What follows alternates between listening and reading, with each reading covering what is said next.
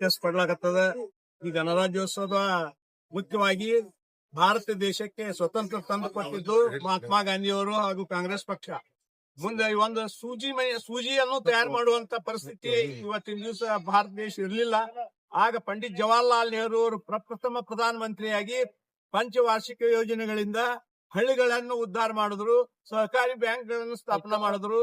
ಮತ್ತು ಇವತ್ತಿನ ದಿವಸ ವಿಜ್ಞಾನ ಯುಗ ಇವತ್ತಿನ ದಿವಸ ಏನ್ ಹೇಳಕತ್ತಾರ ಇವತ್ತಿನ ಸರ್ಕಾರ, ಆಗಲೇ ಇವತ್ತಿನ ದಿವಸ 1960ರಾಗ ಇವತ್ತಿ ಒಂದು ಮಾಧವನರ ಇದರಲ್ಲಿ ಸೈಂಟಿಸ್ಟ್ ಒಂದು ಮಾಡಿ ಇವತ್ತಿನ ದಿವಸ ಮ್ಯಾಲ ಏನು ಉಪಗ್ರಹಗಳು ಬಿಡ್ಲಾಕತ್ತಾರ, ಅದಕ್ಕೆ ಮುಖ್ಯ ಕಾರಣೀಕರ್ತರು ಪಂಡಿತ್ ಜವಾಹರ್ಲಾಲ್ ನೆಹರು ಆಗಿದ್ದಾರೆ. ಮತ್ತು ಬಾಕ್ರಾನಂಗಲ್ ಅಣೆಕಟ್ಟು ಕಟ್ಟಿ ಈ ಒಂದು ದೇಶದ ಇಡೀ ಜಗತ್ತಿನಲ್ಲಿ ಅತ್ಯಂತ ಹೆಚ್ಚು ಒಂದು ಆಹಾರ ಧಾನ್ಯವನ್ನು ಬೆಳೆಯುವಂತ ಪ್ರದೇಶವನ್ನ ಮಾಡಿದ್ದು ಪಂಡಿತ್ ಜವಾಹರ್ಲಾಲ್ ನೆಹರು ಅವರು. ಈ ಭಾರತ ದೇಶವನ್ನು ಸರ್ವತೋಮುಖ ಅಭಿವೃದ್ಧಿಯನ್ನು ಮಾಡಿದ್ದು ಕಾಂಗ್ರೆಸ್ ಪಕ್ಷ ಮತ್ತು पंडित जवाहरलाल नेहरू और नमस्ते पूरे देशवासियों को मैं पहला नमस्ते जयकार अस्सलाम वालेकुम। आज यौम जमहूरियत का दिन, यौम जमहूरियत मतलब गणतंत्र दिवस मनाया गया। आज के दिन पूरे देश में गणतंत्र दिवस मनाया जाता है, क्योंकि आज 26 जनवरी है। इस देशवासियों को मुबारकबाद देने के बाद मैं ये कहता हूँ कि आज मुकम्मिल हमारा संविधान मुकम्मिल हुआ।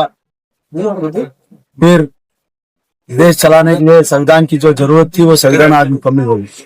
इसलिए मैं सब लोगों को कहता हूँ कि खुशी खुशी मुबारकबाद देता हूँ। और सब लोग खुशी से झूम के हर गली, हर मोहल्ला, स्कूल, ऑफिस, जहाँ भी जो भी ऑफिस है वहाँ झंडा लहराते रहते हैं। इसलिए और एक बार मैं आप सब लोगों को